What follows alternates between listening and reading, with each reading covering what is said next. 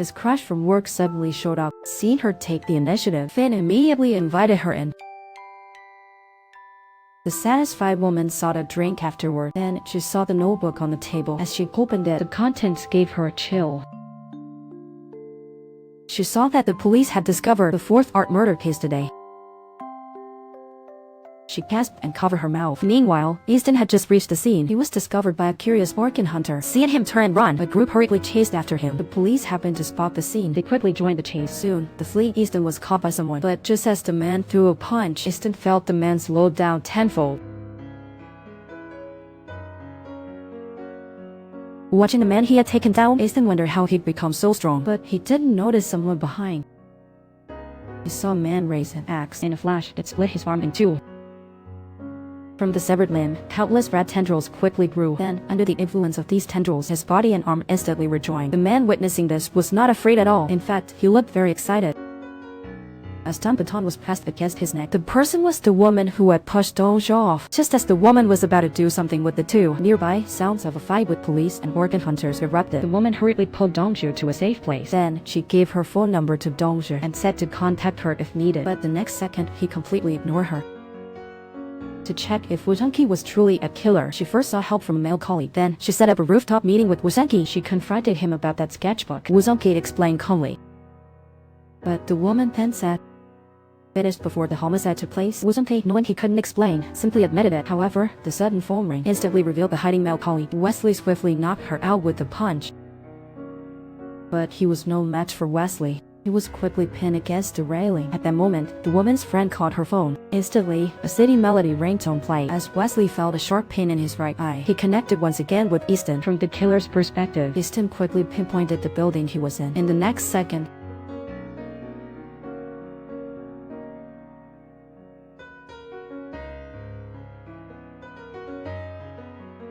the woman woke up, wanting to answer for help, but Ethan Wang stomped on her. Seeing her look of fear, she cried for him to spare her life, but Ethan Wang cruelly told her to be quiet.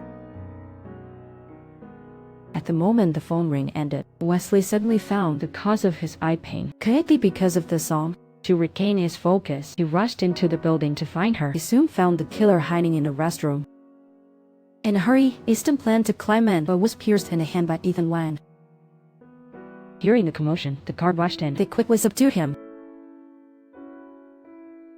She saw Easton restrained by the guard. He insisted that Easton killed her friend. As the guard was about to take Easton to the police station, unexpectedly, a woman walked up and knocked him out. It turned out the woman had been secretly following Easton. She roughly helped Easton free himself. Then, she took him to her hideout. She told Easton she had been investigating a substance called Link and the company that produced it. And the reason Easton has strong healing powers was that he had Link implanted in him. Visual also learned that Easton's eyeball. They experienced a visual overlap that caused his eye pain. He immediately sought out the musician who sang it, Yi, when he heard that even they didn't know the original author. An incredible thought. Could that author be the one-eyed figure chasing him? Because he had his eyeball transplanted, that's why he can see what he sees. To verify his guess, he rushed to find Easton right away, then released that song. Sure enough, with their visual connection, Easton soon spotted Wesley hiding in the car. But just as he caught up, he got arrested by the police. After validation, Wesley went home and drew Easton's appearance and wrote below it, "Now it's my turn to find you." He then generously showed Easton his next work would be 3 cute little girls. After doing all this, after harsh questioning, Wang Songpi finally learned it was a pharmaceutical company called Sendo. They were testing a new drug called Link, so they brought him in, terminally ill. Then they caught Easton with the Link implant and transplanted his eyeball into him to do more research, learning the whole truth. And immediately hit the doctor with a hook. So that evening, he sought out the musician Yeti, who was flirting. This is the consequence of using someone else's song. What things had this officer never seen, yet he was shocked by the one-eyed man's words. He was stunned on the spot. Easton told the officer, since the S-demon stole his eye, they occasionally experienced visual overlap. He went to the crime scene to stop the murderer from killing. The officer thought he was trying to dodge suspicion, so he said this on purpose. Just as he wanted to attack, the captain interrupted. After sending away his mad subordinate, the captain calmly told Easton, if you can provide evidence, I will believe your absurd claims. See, Easton focused on the monitor room. He remained silent. The captain knew he had doubts, so he took him along to the roof rooftop with no one around and no cameras. Easton then felt relieved. Then, in front of the captain, he audaciously snapped his thumb. He removed one hand, the severed finger reattached instantly. Witnessing such an eerie scene firsthand, the leader was shocked. Finally began to believe what Dongxi had just said. Suddenly, a phone call came in. At that moment, a subordinate checked Dongxi's info. He found all of his info was fake. There was no such person existing in the world. Hearing this, the leader planned to arrest Dongxi. But the next second, Dongxi jumped off the rooftop without hesitation. The flustered group leader hurried to catch up and check. He saw Easton, who should have been severely injured. At that moment, countless bloody fibers sprouted from his head. He surprisingly stood up completely unharmed. The leader was momentarily stunned. He watched Easton go. Only then did he notice. Easton, having escaped, saw Ivy. He feared that his connection might implicate Ivy Zhao, who was turning to leave when Ivy said home was unsafe. She then took him to an abandoned movie theater. She promised to help him regain his sight. See Easton's confusion, Ivy quickly drew a small knife.